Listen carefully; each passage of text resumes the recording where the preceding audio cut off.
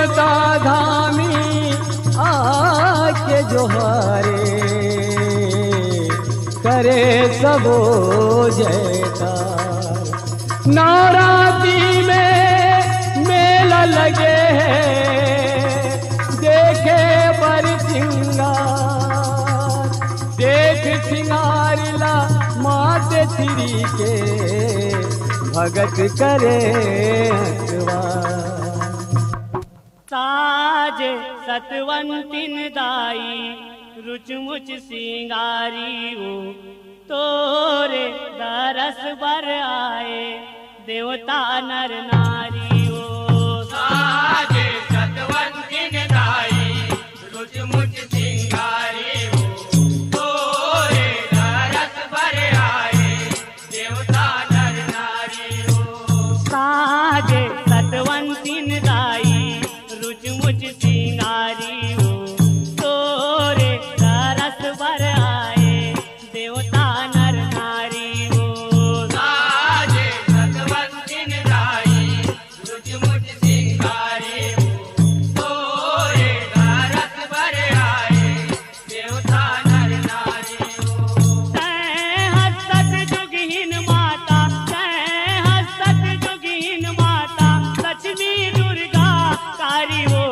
साज सतवंतिन दाई रुचमुच सिंगारी हो, तोरे दरस बर आए देवता नर नारी हो। यहो लाली लाली लक्ष्मीन लाली, लाली लाल सुहाए ओ। लाली लाल सुहाए हो माया, लाली लाल सुहाए हो। यहो क्षीर सागर में विष्णु संग में शोभा तहीं बढ़ाए ओ। शोभा तहीं बढ़ाए हो माया, शोभा तहीं बढ़ाए हो।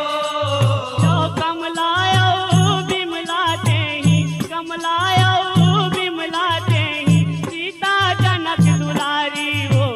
साज सतवंतिन दाई रुचमुच सिंगारी हो, तोरे दरस बर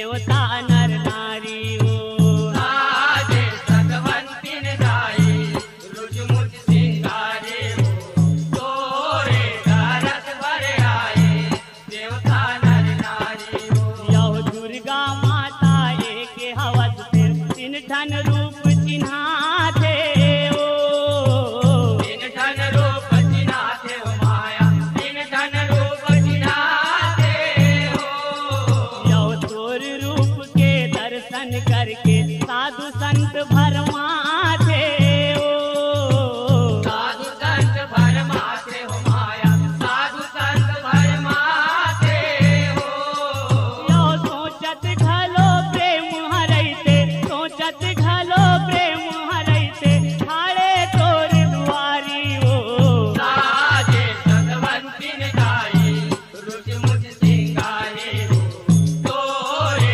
दरस भर आए देवता नर नारी हो साजे सतवंतिन दाई रुच मुझ सिंगारी हो तोरे तरस भर आए देवता